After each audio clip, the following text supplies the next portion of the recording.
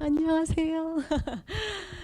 사실 제가 아까 말씀하신 꼰대 세대잖아요.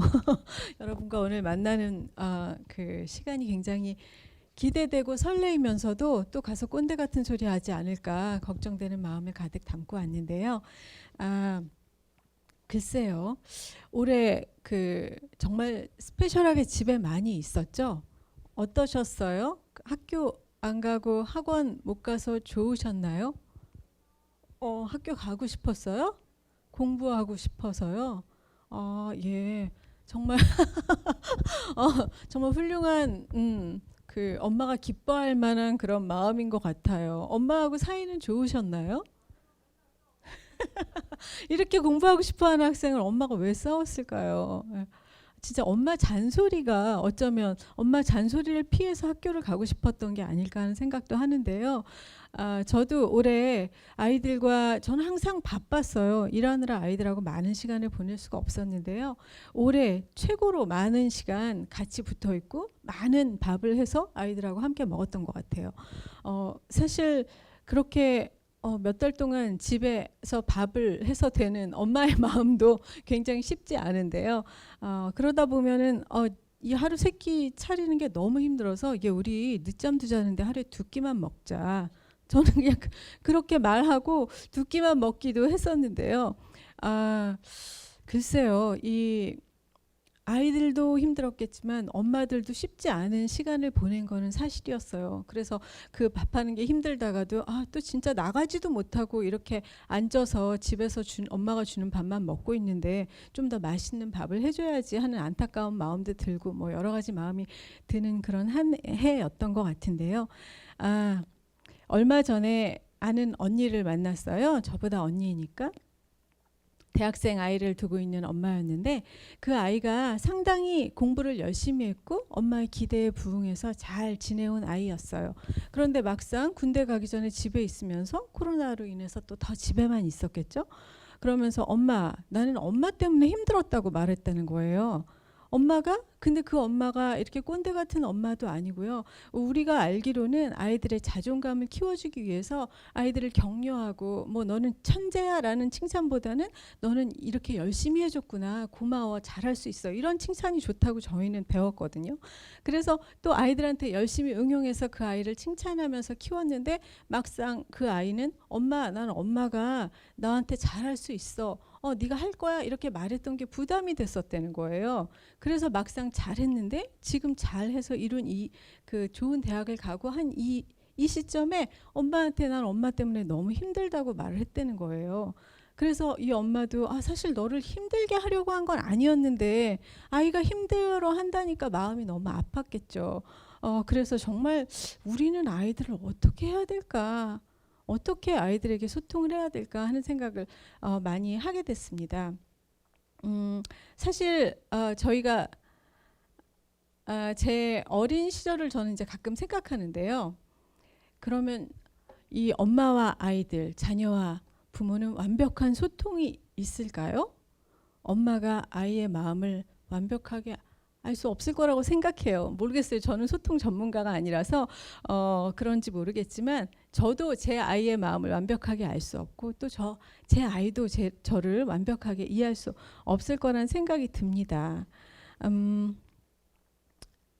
제가 꼰대 세대라서 그럴 수 있겠지만 나 때 얘기를 안 할 수가 없을 것 같아요. 저 어렸을 때 제가 아이를 키우면서 가장 많이 하는 생각이 나 때는 어땠을까? 이 아이를 키우면서 나 어렸을 때는 어떤 딸이었을까? 그런 생각을 참 많이 하게 되는 것 같아요.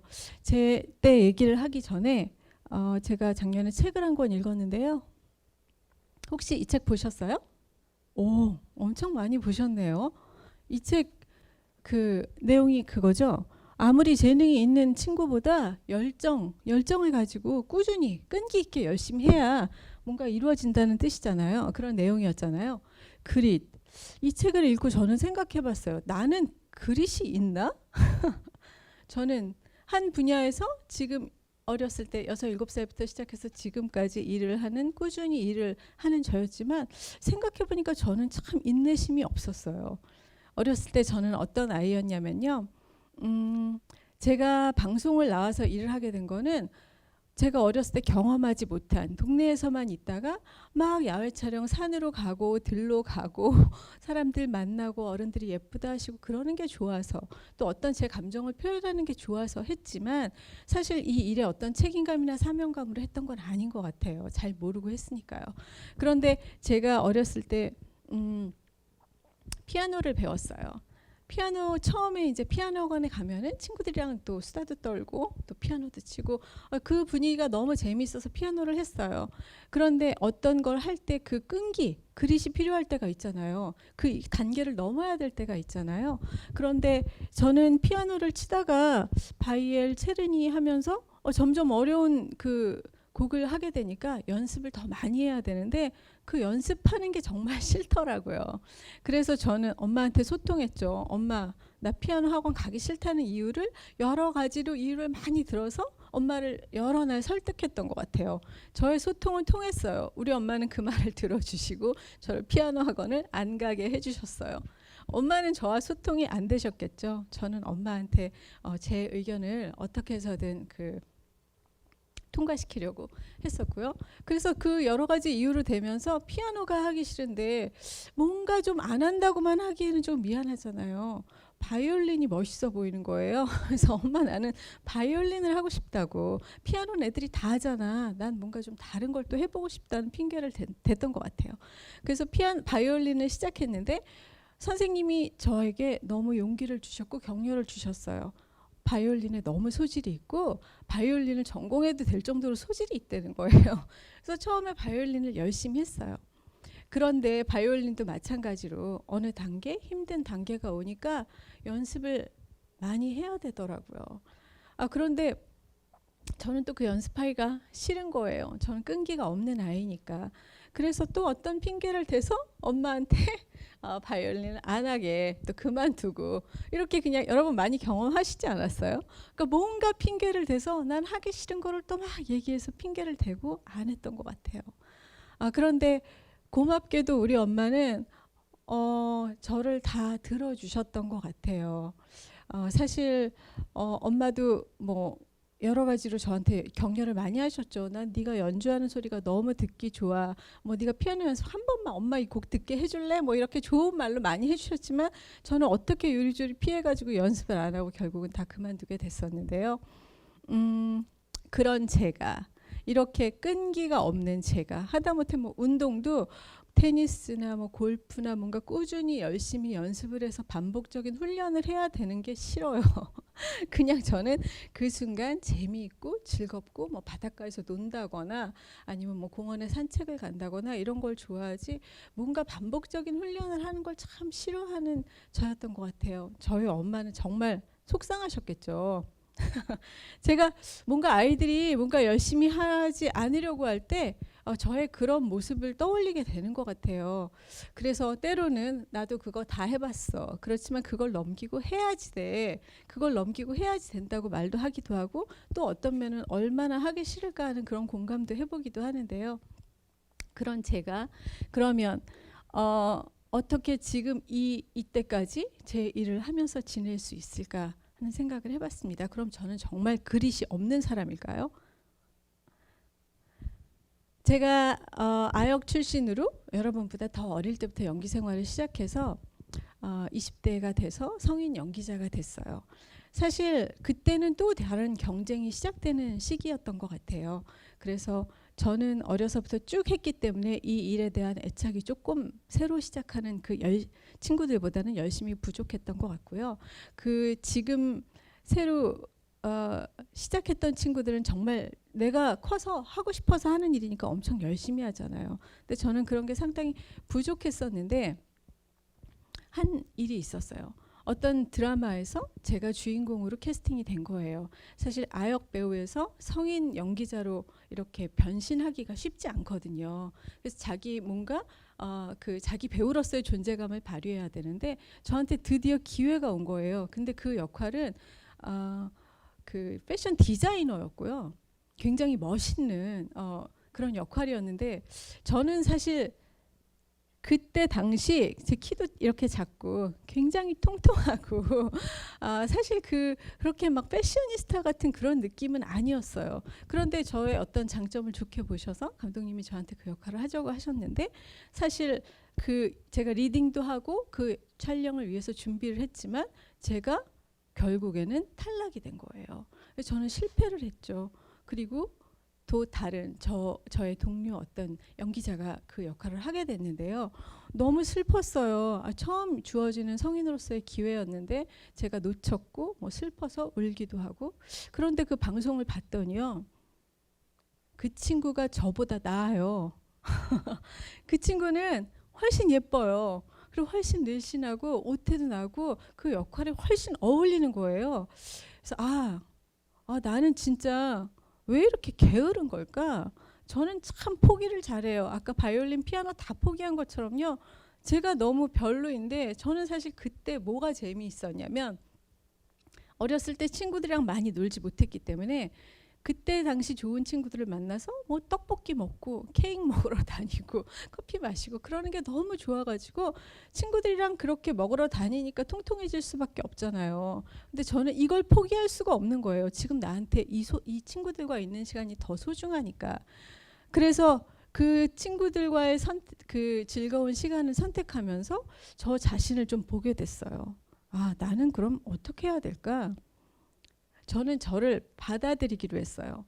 나는 1등이 되지는 못하겠다. 내가 정말 20대 어렸을 때 사랑 많이 받고 예쁜 배우라고 칭찬을 받았지만 내가 지금 그 노력을 할 수 없는 만큼 나는 정말 지금 그렇다고 이 연기를 안 할 건 아니고 그래서 저의 주어진 모습, 제 장점은 주제 파악을 잘해요. 나는 거기까지 노력할 수는 없어. 그렇지만 나는 지금 나한테 주어지는 작은 역할에 성실히 해야겠다. 나를 그래도 기억하고 믿고 나를 찾아주는 분들한테 저 배우는 그래도 믿을 수 있어. 이런 역할을 하면 잘할 수 있어. 하는 그런 믿음을 줘야겠다는 생각이 들었어요. 그래서 저는 성실히 했어요. 제 주어진 역할을. 제가 참 좋아하는 표현 중에 하나가 작은 일에 충성하는 사람이 큰 일도 한다는 그런 얘기가 있는데요. 그래서 어렸을 때 나의 주제를 파악하고 내가 할 수 있는 것만 보고 나의 실패를 받아들이고 나는 2등, 3등이 돼서 내가 할 수 있는 일을 즐기기로 했어요. 그런 저의 그 어떤 그런 저를 이렇게 학문적으로 잘 표현해 준 책이 또 있더라고요. 이 책도 혹시 보셨나요? 보셨어요. 와, 진짜 외고는 좀 다른 것 같아요. 이 책 봤더니 메타인지 학습법. 생각하는 부모가 생각하는 아이를 만든다. 이랬는데 사실 이 아이들한테 이거를 주입해서 너 지금 빨리 생각해서 너를 파악하고 너가 어떤 아이인지 인지하고 이렇게 하라고 이렇게 최근에서 하루빨리 되는 일은 아닌 것 같아요. 저도 20살이 넘어서 나의 주제를 파악하고 내가 이거밖에 안 되는구나. 그걸 인정하고 그렇지만 나는 여기서부터 할 수 있어 라고 생각했던 게 메타인지였던 것 같아요. 저한테 인내심과 지구력은 별로 없었지만 저는 이 메타인지가 조금 있었던 것 같아요. 그래서 제가 하는 일을 꾸준히 할 수 있게 되고 오히려 그래서 그릿이 생기게 된 거 아닌가 하는 생각을 합니다. 그런데 우리 아이들 보면 요새 저는 사실 이제 엄마 마음으로 봐서 그런지 모르겠지만 여러분이 참 대견하고 이렇게 어떻게 이렇게 많은 공부를 할까? 공부에 재능이 있는 친구들, 공부가 즐거운 친구들, 그걸 참을 만한 친구들은 높이 평가해요. 그 공부를 열심히 할 수 있을 것 같아요. 그렇지만 공부를 재미없어 하는 친구도 있잖아요. 그렇죠? 저 같은 경우는 진짜 수학이 너무 싫은 게 아니라요. 수학이 무슨 이 숫자만 나오면 무슨 얘기인지를 잘 모르겠을 정도로 수학을 잘 몰랐어요. 그런데 다 알잖아요. 언어 인지가 좀 발달하면은 그 수리 영역이 조금 떨어지고 뭐 그런 거 있을 수 있잖아요. 그런데 제가 수학을 못하기 때문에 저희 아이가 언젠가 굉장히 스트레스 받아 하더라고요. 엄마 수학 시험이 있는데 나는 진짜 수학 때문에 너무 괴로워. 나는 정말 이 수학이 너무 싫어. 난 수학을 아무리 해도 못 알아듣겠고 나는 이 수학 공부하느라고 너무 힘들다는 얘기를 막 하는 거예요. 그래서 제가 진심으로 그래 네가 내 딸이면은 수학을 잘할 수가 없어. 괜찮아. 걱정하지 마. 네가 내 딸이라서 그래. 그렇지만 엄마도 수학 못했지만 잘 살고 있어. 분명히 네가 잘하는 게 있을 거야. 소통이 조금 된 것 같아요. 우리 딸이 엄청 위로받아 하더라고요. 엄마가 수학을 못한 건 날 위해서였나 봐. 너무 위로받아 하는데 저는 제가 우리 딸한테 그렇게 위로를 줄 수 있어서 너무너무 감사하게 생각했어요.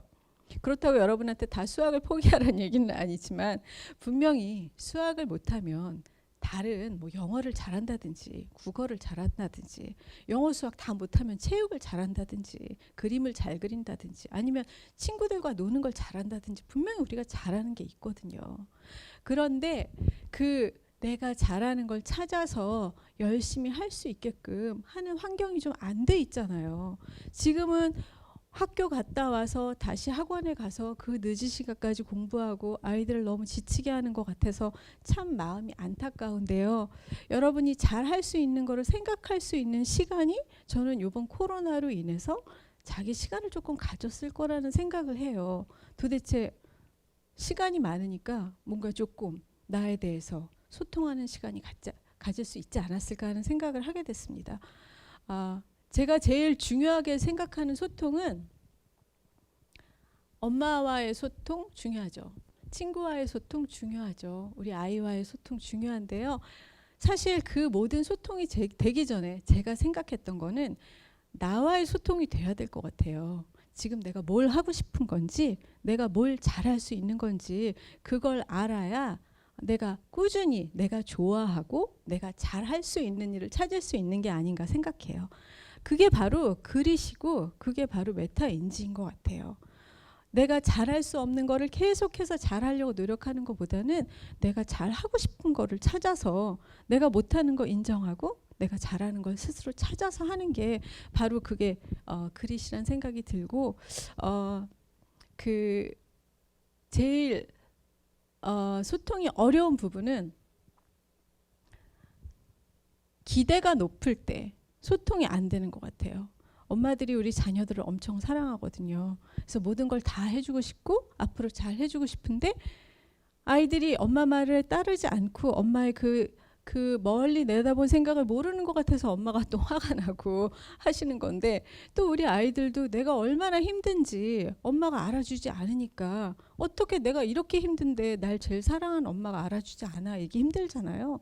그러니까 그러기 전에 나와 내가 지금 뭐가 힘든 건지 내가 지금 어떤 걸 내 자녀에게 바라는 건지 나와 소통하는 법을 먼저 잘 생각해서 내 아이와 내 부모와 소통하는 게 좋지 않을까 생각합니다. 제가 제일 또 하나 위로됐던 얘기는요. 저희 아이가 저한테 엄마 친구들은 엄마가 힘들까 봐 이런 얘기를 잘 하지 않는데 내가 이렇게 힘들고 이런 걸로 어려운 얘기를 하면 아이들이 엄마가 힘들어 하시니까 그렇게 엄마한테 걱정하는 얘기를 하고 싶지 않다고 얘기한대요. 그런데 나는 다 말할 거야. 엄마는 엄마잖아. 엄마는 엄마니까 고민해야지 나 때문에. 그치만 나는 엄마한테 다 말할 거야. 이렇게 말해준 적이 있어요. 전 너무 고마웠어요. 물론 아이가 힘든 얘기 들으면 너무 마음이 아프고 밤에 잠이 잘 안 오죠. 그렇지만 엄마가 힘든 거는 엄마가 또 다 견디실 거예요. 여러분이 힘든 얘기를 부모님한테 말해주세요. 그쵸? 엄마도 바라는 얘기를 우리 아이들한테 얘기할 필요가 있을 것 같아요.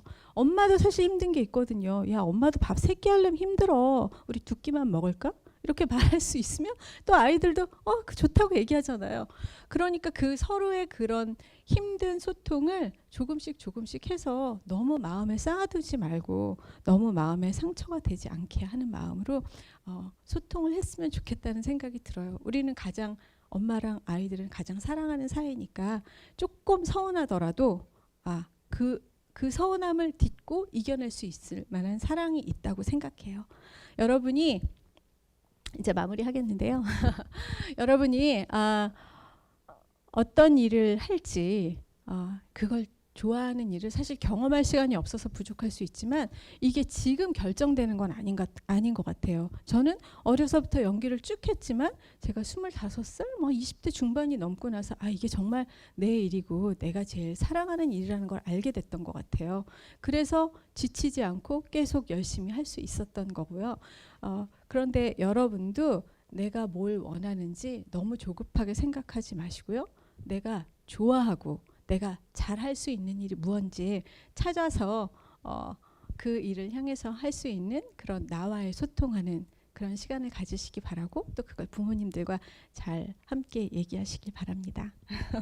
감사합니다.